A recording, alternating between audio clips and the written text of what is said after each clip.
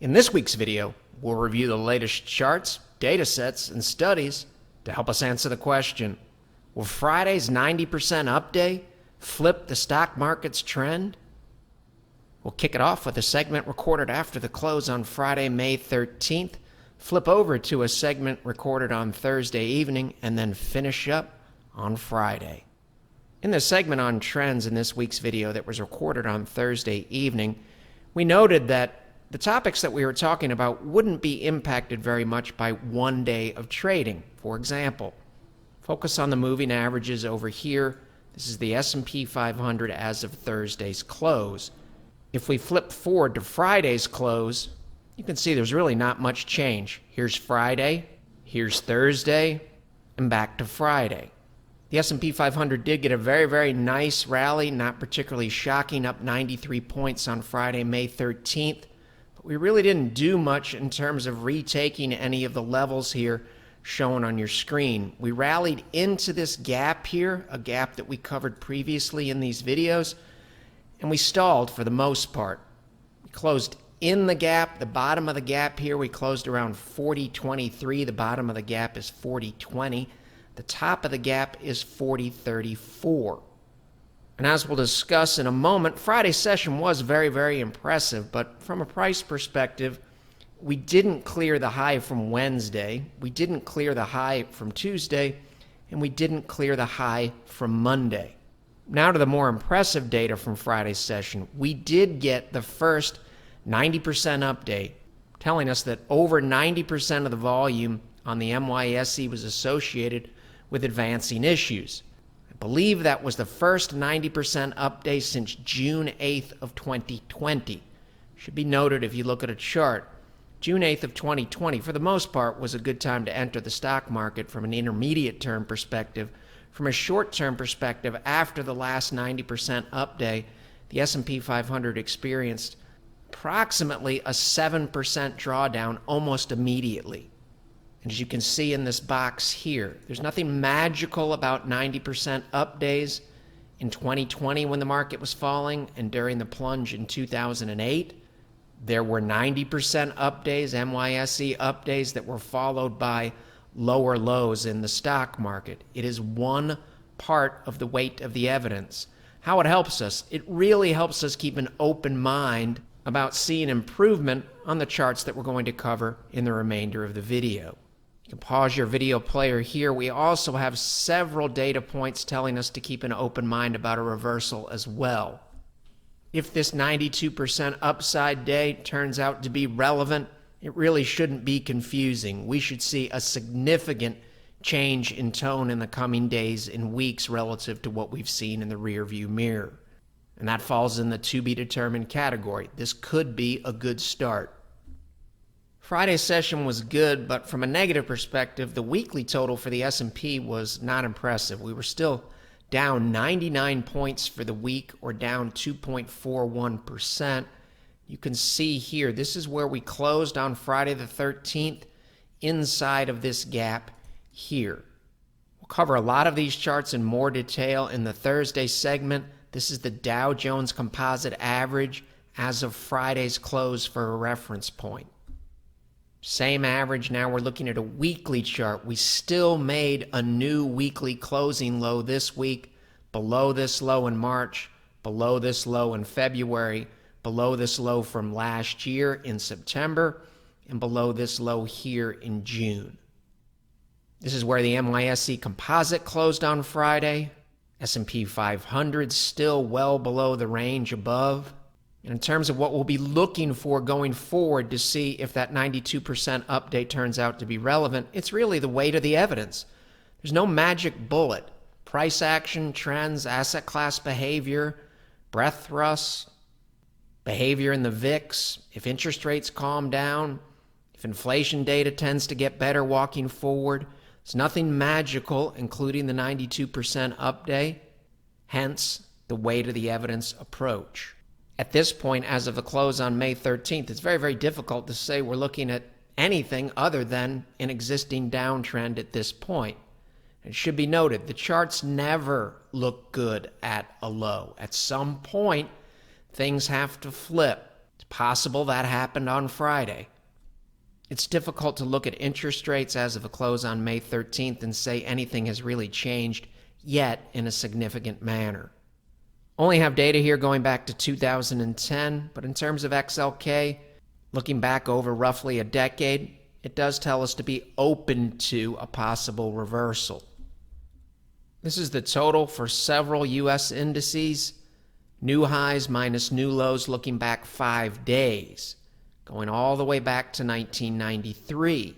So notice here at the COVID low, eventually you're going to get significant improvement in this type of data if a low is in place. Similar situation here in 1998. Here's the low in the S&P 500, significant improvement. If we zoom in a little bit, you can see as of Thursday's close, that's not really what we have here. In fact, on Thursday, rather than having some type of bullish divergence, we're sitting near the low for the year. And while it may look like the indicator spikes up as price spikes up, if we zoom in here, you see at the COVID low, price is here. Here's where the indicator is. This is a big bullish divergence here. We didn't have anything like that as of the close on Thursday, May 12th. And even in the counter trend scenario in 2007, 2008, here's where the final low was made here, March of 2008. Then you get a big rally here, somewhere in the order of magnitude of 12% in the S&P 500. But you can see in the same indicator, there's a divergence, a clear divergence when we make this low before the counter trend move. No divergence in the present day as of Thursday's close if that was the low. And if we come back here, look at the huge divergence. Price is way down here in March of 2009 where my cursor is. Indicator way up here relative to the low that was made in October of 2007.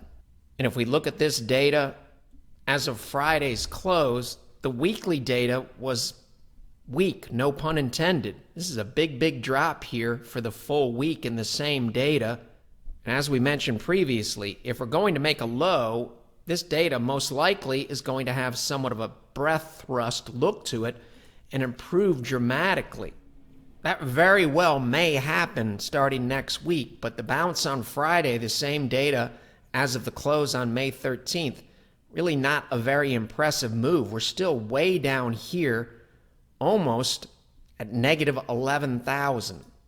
So within the context of the 92% update, this just gives us something else that we can be looking for some type of bullish confirmation in the days and weeks ahead.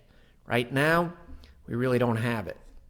Only have data here going back to 2010, but think of this as an oversold level. This is where we are as of Thursday's close. So if you assume Thursday was the low, we're nowhere near this level in 2020, nowhere near the level in 2018 Christmas Eve, nowhere near the level in February of 2016 when the S&P 500 bottoms, and nowhere near the level in October of 2011, also a major low in the S&P 500. Telling us it's possible there's quite a bit more pain ahead before we're oversold, with the emphasis on the word possible. Cover these concepts before. This is S&P 500 stocks greater than their 50-day simple moving average. 2002 major low in the S&P way down here near zero. 2008, 2009 near zero. 2011 washed out near zero.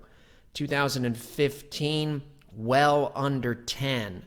2019 near zero when the S&P bottoms on Christmas Eve 2018. And then the COVID low here near zero. This is where we were, hypothetically, at the day of this low. Thursday would be your low because Friday we rallied. We are at the top end of the oversold range on this indicator, but we're not obviously oversold relative to recent lows. Also noteworthy, Thursday, May 12th, the reading was 16.83%. We hit it for the first time for this decline. We also hit that level for the first time here in 2007. Before the major decline in the S&P was over, the indicator got all the way down to basically zero from here to here. All of that is relevant to assessing probabilities and keeping an open mind about a wide range of outcomes. Same concepts here. This chart speaks for itself. You can pause it. We're way up here as of the close on Thursday versus the readings way down here near the major low in October of 2002, down here, 2008, 2009, here for the COVID low, and even these other lows here, significantly lower than the reading that we have thus far. One case that's similar, possibly, 2010 here. Same exact concepts here. NYSE stocks, the percent making new highs minus the percent making new lows. We're way up here as of Thursday's close. We're down here in 1973, down here in 1980, down here in 1987, here in 1990, here in 1998. Here's where we are near the bottom, or at least the height of fear in 2008, and here's the COVID low. As of Thursday, we were getting closer to the reading here from 1998.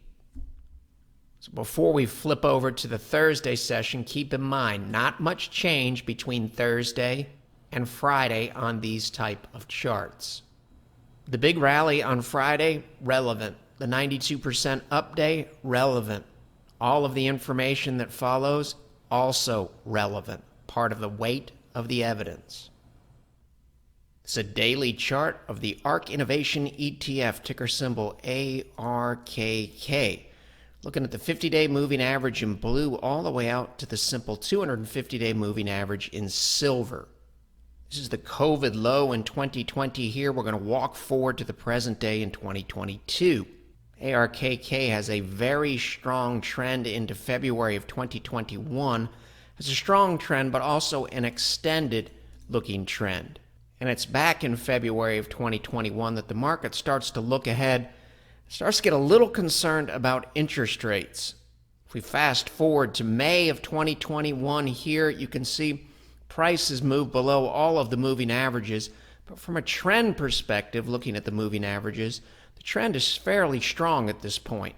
The slopes of most of the moving averages are up. And from that point, ARKK rallied strongly into roughly the end of June here and recaptured all of the moving averages. 50-day moving average in blue here looked like it was trying to turn back up. We also made a higher high above these highs here. Thus, it looks like ARKK is trying to resume the former trend, which was up. But that's not what happened. At this point, you could still make an argument that the market needs to consolidate its gains. ARKK, for the most part, moving sideways into November of 2021 here.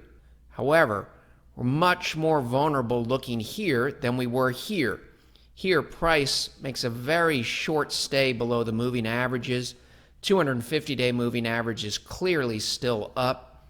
Here, we've got a flattish to rolling over look in November of 2021. And price is down near the bottom of the range, near this point here, but still well above this point here. Here, we've got a full-bore bullish look with price above all the moving averages. Blue, the fastest moving averages on top. Silver, the slowest moving averages on the bottom. And the slopes of all of the moving averages are clearly up. Quite a bit different story over here with a flattish to turning down look. In fact, price is near the lower end of the range here, and the 50-day is now on the bottom. That's concerning. And if we walk forward from this point, November of 2021, now it gets a little more concerning from a probability perspective. Now we've taken out this low here, and we've closed below this low here. So you can make an argument that we have a bearish breakdown from this consolidation box here. From there, really bad things started to happen.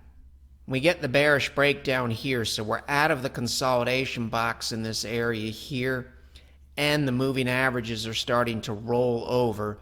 ARKK is sitting around somewhere in the neighborhood of $93 per share here. This is early December of 2021. We go from roughly $93 a share to $38.99 as of the close on May 12th of 2022. So moral of the story here, this is what it looks like when a trend rolls over from a bullish trend over here to a bearish trend over here.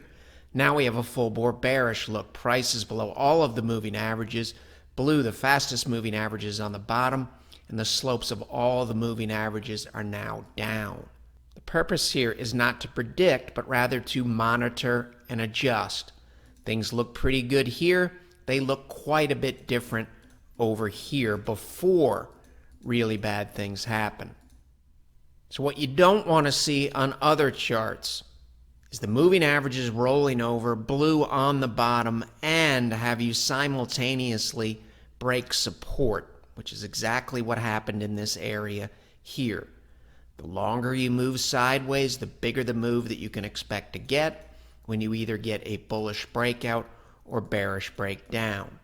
None of it predicts anything. It simply speaks to the probability of good things happening relative to the probability of bad things happening.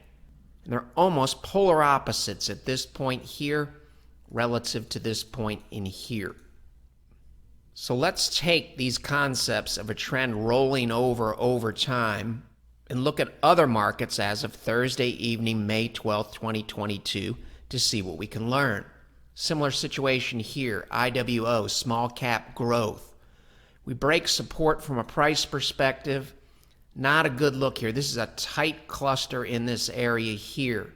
All of the trends are converging and rolling over. After that, really bad things happen. There's your convergence there telling you a big move could be coming. It could be up, it could be down. And here you can also see the 50-day moving average tried to turn back up or flatten out in here in early April, and then it starts to converge here with the 75-day. That's not a good look in here either. As we walk forward on many of these charts as of May 12th, we've dropped a long way from here to here. And even if the downtrend continues, and that's a major if, we're not predicting anything, we're trading the chart in front of us, wouldn't be shocking to see a sharp counter trend rally here back towards this area. And that would apply to a lot of the charts as of Thursday evening, May 12th. But we could rally all the way back to 240 or this point here on this chart, and we would still have a full bore bearish look with price below all of the moving averages, the slopes down, and blue the fastest moving average on the bottom. It's one of the reasons why we're recording this segment on Thursday evening. Even if we get a huge rally on Friday, the basic concepts are not going to change significantly in one session. This is the 50 trading day moving average here, all the way out to the 250 trading day moving average. It's unlikely that they're going to change significantly in one session. ARKK started to break down in February of 2021 and then had somewhat of a secondary breakdown in December, January 2022 in here. Somewhat similar look with IWO, small cap growth. And then we have other charts like the NASDAQ Composite that really have just broken down clearly from the consolidation pattern here at the top in the month of May. Somewhat of a double-deckered support line here. You can see we broke below it here, below this level, this level, this level. This level was in play before. Then we came back up to that line and were rejected. Once again, wouldn't be shocking to see the NASDAQ and many of these charts rally back even into this area here. Wouldn't be unusual. But even if they do that, over the next few sessions at least, it's unlikely that it's going to change the probabilities. On all of these charts, if price can get back above the moving averages, that would be extremely impressive at this point. And like anything else, if it can do it, the longer it stays there, the more meaningful it becomes. Step one for the NASDAQ would be to recapture these lines here. And maybe a good step two would be to try to have the 50-day moving average turn back up. And in terms of things that we would be looking for to redeploy capital, you can almost think of everything that we have here that's flipping over in a bearish manner.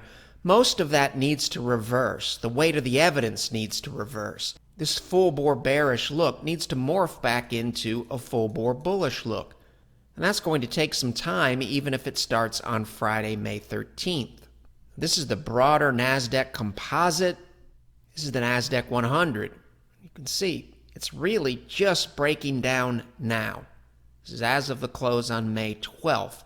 That doesn't necessarily mean that we can't get back into these areas here. Again, this is a big drop in a short period of time. If we click here where price is in the present day, we can go all the way back to September of 2020. But once we get below this line, it gets tougher and tougher to hit price. You're more vulnerable if you get into this area here. This is an area of possible support, this little cluster in here. This is the NASDAQ 100 index, very, very similar breakdown look on the triple Qs, which is the NASDAQ 100 ETF. Price here goes all the way back to early 2021. We've clearly taken out the lows from February and March of this year. And remember we said here with ARK, what we really don't want to see is price breaking down. So you break support, and the moving averages are rolling over simultaneously in here. It's very, very difficult to make the argument that we don't have that here on the chart of the NYSE Composite. Price has been consolidating. Here's where price was earlier in May. Here's where price was in February of 2021. The longer you move sideways, the bigger the move that you can expect to get. Now, this is early in a breakdown look. It's very, very possible price is going to pop back into this area here, and it would be very impressive if price can get out here. We trade the chart in front of us. Right now, the probability of bad things happening is higher in here than it was here, here, or here. That doesn't mean the probability of good things happening is zero. It's just not very favorable at this point, especially when you look out several weeks or several months. Like anything else, those probabilities can shift, and that's why we take it day by day with a flexible, unbiased, and open mind. S&P 500 index, very, very similar situation. You can see we've got the tight cluster in the moving averages. We've gone from a full bore bullish look over here, blue the fastest moving average on top. Now we've got blue the fastest moving average on the bottom. We're rolling over with our moving averages simultaneously where we're breaking support relative to price. Let's compare this to the topping pattern in 2007 and 2008. So let's go back to the present day here. You can see blue and red are still near the moving average cluster in the present day, but they're starting to separate themselves a little bit here, and price has just broken down for just a few sessions below the yearly low, the intraday low here. You can make an argument that this point here, which would be late January in 2008, looks similar. You can see red and blue are moving away from a very, very tight moving average cluster, and we've broken below these areas here that formerly acted as support. From this point here in January of 2008, it wasn't the end of the world. You can see we've moved a long way here. So some type of counter trend move after this type of move wouldn't be shocking. If we fast forward from this point right here, see, we bounced around a little bit. We eventually made a lower low, but then we did get a strong counter trend rally here. This is a pretty big move for several weeks in here, all the way back to the downward sloping 250-day moving average in silver. So there's some similarities to January of 2008. You can also make an argument that breaking this support here for March of 2008, meaning we're making a new yearly low in here after the peak in late 2007, this could also be similar. If we fast forward from this point here, we did get a counter trend move all the way back to the red moving average, which is the 75-day moving average, but the trend continued to roll over and really bad things happened. So one reference point might be the 250-day in silver or the 75-day in red. You can see in the present day, the 250-day is way up here above 4,400. So even if we came back to the moving average cluster, that's a big counter trend move but we could still fail, and we could still have a full bore bearish look if price moved up here even during Friday's session. In the present day, the 75-day moving average on Thursday evening was at 43.66. This is a concerning look until it improves. It's that simple. We'll take it day by day. And it's extremely important to note, we're not forecasting that the present day is going to be like the 2007-2008 case. We're using these charts to illustrate basic concepts. The concept of a longer-term trend rolling over from a full-bore bullish look to a full-bore bearish look. So let's take these general concepts again and apply them, in this case, to the S&P 500 equal weight index. It's been in a consolidation pattern for over a year. Here, this is April of 2021. Price is in the same place basically in early May of 2022. Look how tight the moving average cluster is here. This is a key area. This is a bull-bear demarcation line. So if price can get back into this area quickly, that would be very, very impressive, and probabilities would shift very, very quickly. And that may happen very, very soon, but it hasn't happened yet. And the chart in front of us right now, there's really no other way to say it. It doesn't look good.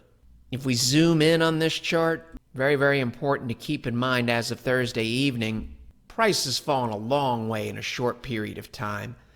This is mid to late April here. Over the last 4 weeks, we've moved from here on the equal weight down to here. So even if really, really bad things are going to happen, it wouldn't be shocking at all to see a sharp counter trend rally back in this direction. That's not a forecast either. But we have to keep realistic expectations about how markets operate in the real world. And as you saw in the 2008 case, counter trend rallies are to be expected. They shouldn't be shocking. The difference is this counter trend rally here, we move back above all of the moving averages, and the 50-day is trying to turn back up. A lot of things have to happen for the probabilities to shift here. As we said, we could close at 6,200 on Friday, May 13th, and we would still have a full-bore bearish look. Very, very tight cluster here. We're breaking support and the moving averages are rolling over, and we're breaking support with a full-bore bearish look. Wouldn't be unusual at all to come back at a minimum and retest this area here. Wouldn't be shocking to get into this area here. Is the value line geometric index price just recently, same spot it was in February, January of 2021. Look how tight the trends are here, converging and rolling over. Until this improves, the probabilities are clearly unfavorable at this point. And that doesn't speak to what's going to happen in the next 3 or 4 sessions. That speaks to really what's going to happen in the next 3 to 6 months. S&P 100 index. Can make an argument. We have somewhat of a left shoulder look over here. Here's your head in this area here. And this is somewhat of a right shoulder look in here. It's not totally clean, but the psychology works for the most part. The more important thing is, here's your previous low for the year. So this is your potential support. If you're retesting this low and you pass, which we still could, you need to get back above this area in relatively short order. So we're breaking support and the trends are rolling over simultaneously. We're breaking support and the trends are rolling over simultaneously. It's again not a prediction about what's going to happen on other charts. The similarities speak to probabilities. The market can do anything at any time. In this case, we never got anywhere near getting above the moving averages again. If something else happens in the present day, we learn something. That's the purpose of all of this. We learn something either way. This was the narrower, larger cap S&P 100 index.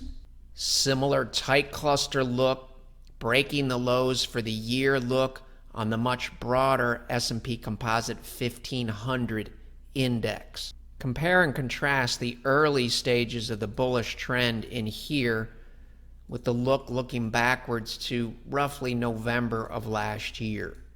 Similar concepts, VGT technology ETF, XLK the technology ETF. Just a few sessions ago we were holding the lows from earlier this year. That's not the case in the present day. We have moved a long way in a short period of time. Very, very open to a big snapback rally on all these charts. Also open to the fact that this is a very vulnerable looking chart. So this is a risk on look rolling over. Here are similar concepts here. This is XLP, defensive staples relative to SPY. Here's your left shoulder type look over here. Here's your head. Here's possibly your right shoulder look. We break above the neckline here and then go on to print a higher low and a higher high as the moving averages are turning up. As we've mentioned before, these type of looks can be short-lived. So don't assume that this is going to move in this direction. But this is a period of consolidation, so the longer you move sideways, the bigger the move you can expect to get. This is a little bit different setup than the COVID setup. Similar situation here. Your previous market leader. It was very, very difficult to find many ETFs in January of this year that were making new relative highs relative to the market, meaning XLK was still the place to be in January of this year. Well, now XLP has been basing versus XLK and really has all the same characteristics of the previous chart. In terms of things potentially shifting, similar situation here. A long base. This is 2020 back here. This is May of 2021. This is March of the present year, 2022. And now we're above with the moving averages turning up. This is the Dow Jones Composite average. So it has all types of sectors relative to the Dow Jones Industrial Average that focuses on industrial stocks. So this is a broader average like the S&P 500. Its weights are a little bit different. It's not as dependent on technology and consumer discretionary. It's been basing up here for roughly a year. Tight cluster in here. We just broke the low, the closing low from February, the closing low from October of 2021, and the closing low from June of 2021.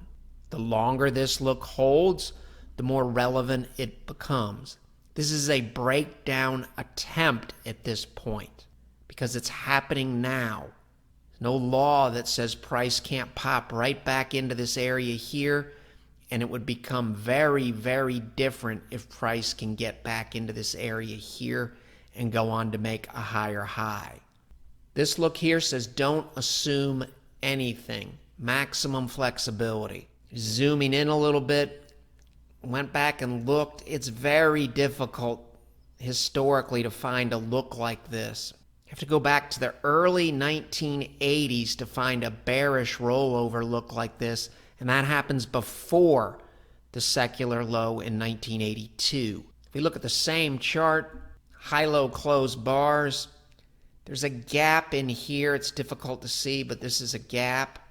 Price is trying to make a stand there, and you can see during Thursday's session, intraday, we dropped below this level, we dropped below the gap, and then we rallied into the close and recaptured this low here from February. This would be the intraday low, and recaptured the gap. Once again, telling us to keep an open mind about some type of snapback rally being possible. On the other end of the spectrum, if price moves back into this area here, not a good look. So this is one chart that really hasn't fully broken down yet. For the most part, still holding support here. Looks a little dicier on the weekly chart. This is Thursday evening, so obviously we don't know how the week's going to look, but we're down 3.48%. So even if we rallied 3.48%, we would still get a weekly close below this close here, meaning we closed 2 weeks ago below this level here and made a new weekly close for the year. We're still in striking distance of this level here and this level here, but as of Thursday evening, we're below all of them. And the 23-week moving average is rolling over. Contrast this look here with this turning up look in August of 2020 here. This is the Dow Jones Composite, similar situation with the Dow Jones Industrial Average here. This is where we closed last week, right here. This is where we closed the week before. So we'd have to rally 3.55% on Friday, which is absolutely positively possible, especially after a big drop like this, to get back above this line. But even if we did, we'd still be below a downward sloping moving average here. We really need to get into this area here for any counter trend move to become impressive. This is a weekly look at the Dow. See the daily look on a closing basis. We've clearly taken out the closing low here from March of this year. Clearly taken out this low, this low, this low, and this low. This is back in June of 2021. We're breaking out of the consolidation box, and you can see we've got a full bore bearish look with these tight clusters. If you're a stock market bull, you really need this chart to bounce and get into this area here relatively quickly, and that's still very, very possible. That may happen, hasn't happened yet. The chart in front of us, not particularly attractive at this point. In fact, in terms of this trend here, we're just now completing step 3 of a probabilistic trend change. This is how you draw the trend line. Why? Because you have to capture the highest high here. So this goes from the low to the highest high.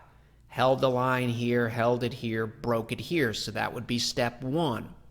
Step 2 would be a lower high relative to this high here. We've done that. And step 3 would be a lower low relative to this low. Well, that's just happening in the past few sessions now.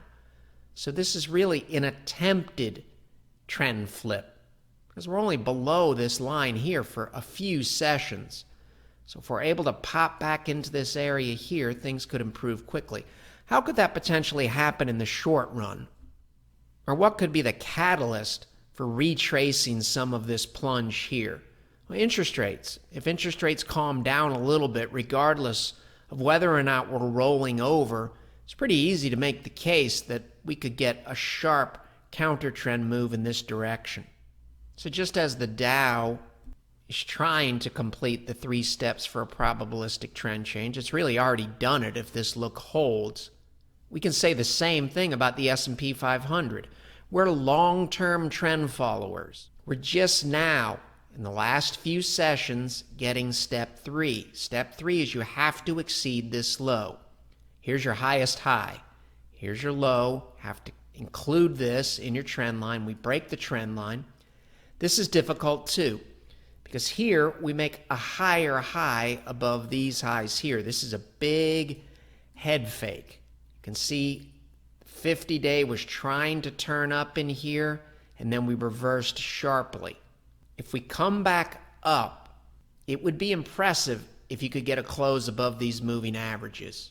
If the trend, the downtrend, remains in place, it would be more likely that any counter trend move would fail before 4,500 or at least at 4,500.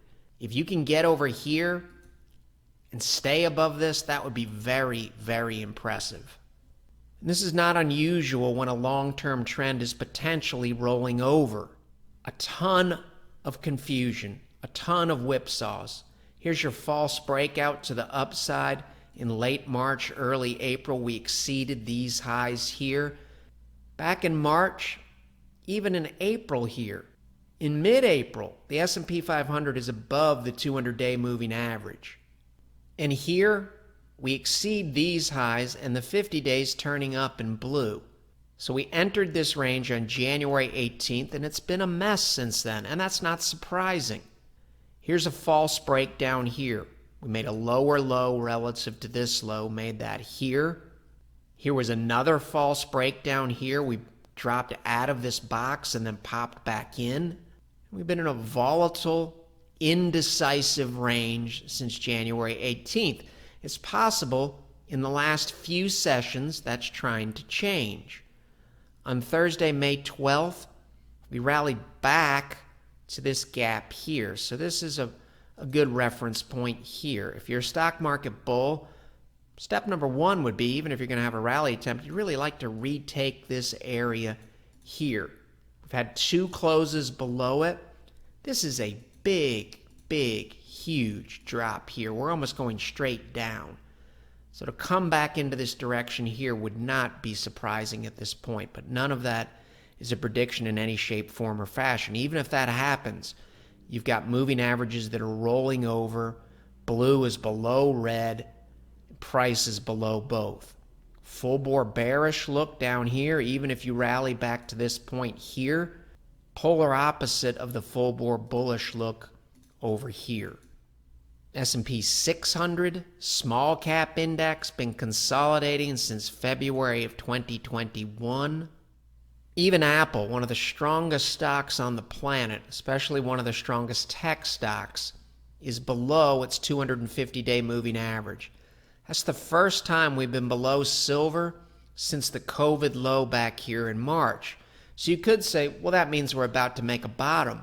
This trend is a lot stronger in here. This is basically a waterfall decline over here within the context of a strong trend. Look where the 50-day moving average is when we're below the 250-day. And look at the slopes of these moving averages when we're below the 250. Contrast that with how close the 50-day is to the 250 in the present day and how tight these moving averages are in here relative to in here. That would be the bad news for Apple. The good news would be there's potential support in a lot of areas here. We can still draw a line and hit price in this area here. Keep in mind, this is one of the strongest tech stocks, and it too has closed below the previous low for the year here that was made in March. Last time we were below the 250-day moving average, looking backwards, is the COVID low. But look at the trend in here relative to the trend in here. We, for the most part, have a full-bore bearish look now. Price is below all the moving averages. Blue, the fastest moving averages on the bottom. The slopes of all the moving averages are rolling over, maybe with the exception of these three, telling us it's possible price is going to be pulled back up into this area here. But Microsoft, too, is one of your strongest stocks, and it just broke support here, here, and here. That goes all the way back to June of 2021. Momentum factor ETF. Go all the way back into this area here. This is 1.75 years creating this rollover look. We broke price support here, in this cluster in here. Exceeded this low here, and we have a full bore bearish look. Possible support back here. This could also act as possible support. Don't make any assumptions about possible support. Trade the chart in front of us. Even value stocks. Look where value stocks were in April. Fast forward a month, we've moved from above all of the moving averages to below all of the moving averages. And on Wednesday of this week, we printed the lowest closing low of 2022. If you're a stock market bear, you'd like to see price stay down in this area or have a rally attempt fail, at least in this area up here somewhere, and then come back down. In late April, Amazon was right here, same place it was here, and all the way back in June of 2020. Here's a gap up here on the chart, COVID fear gap here. Had a few daily closes below it, but it looks like the market's trying to make a stand, potentially either here or here. We'll learn something either way.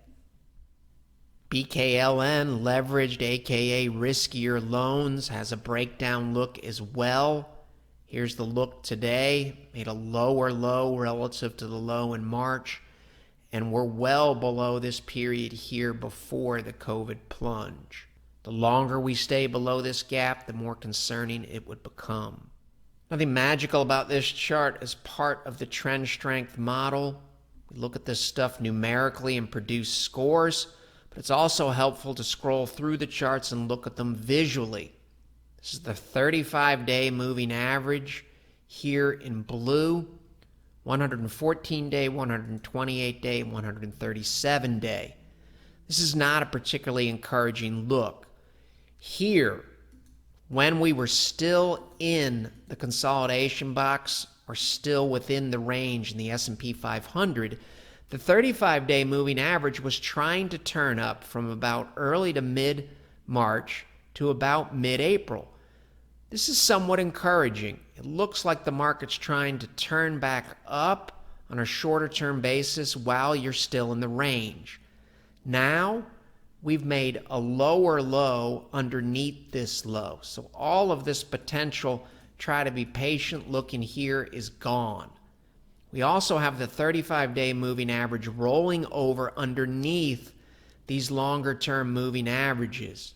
This is not a good look. In fact, it's subtle, but you can make an argument. The only two times we get a similar look is here in 2015. In some ways, the present day is worse. Why? Because this area here is below these moving averages. Here, you can make it above. 2008, probably a little worse than the present day, but similar. You can see we tried to turn back up here after the first drop in 2007 here, and we failed at downward sloping moving averages. The trend here is weaker, the longer term trend, but this is similar, and this is similar. See in here, you never really get a turn up look until the bottom. You don't get a turn up look till the bottom. This is a turn up look and a failure look below these moving averages. It's subtle, but it's concerning. These types of charts, these concerning looks here, just looking at these, not looking at the numbers, just looking at the visuals, looking at all of the charts that the trend strength model used back on April 15th, that's what prompted this bullet point being the first bullet point that appeared on April 15th in the summary slide. To summarize, the charts that we just covered really don't look good. That's always the case near a low. Thus, improvement can begin at any time. It's possible that it began on Friday the 13th. Wouldn't that be ironic? We definitely have some sentiment measures that are lopsided, telling us at a minimum to be open to a strong counter-trend rally. Really a mixed picture on oversold readings. The NASDAQ has hit some levels on the breadth readings that are looking a little bit more constructive relative to a bottoming process. And the whole concept of maximum flexibility speaks to keeping an open mind so we can see what we need to see when the data shifts and the weight of the evidence shifts. And we all know the only way that we can do that is if we head into next week and every week with that flexible, unbiased, and open mind. The material in this video has no regard to the specific investment objectives, financial situation, or particular needs of any viewer.